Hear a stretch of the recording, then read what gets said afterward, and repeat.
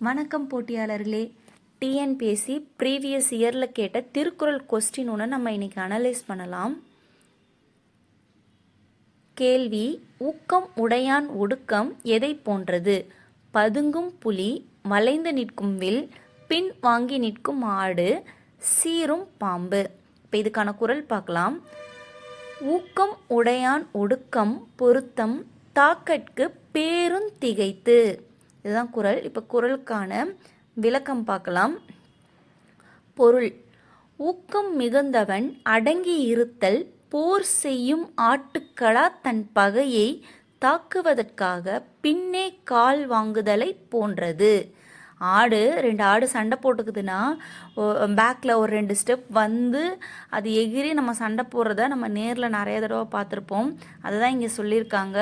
ஆட்டுக்கடா தன் பகையை தாக்குவதற்காக பின்னே கால் வாங்குதலை போன்றது.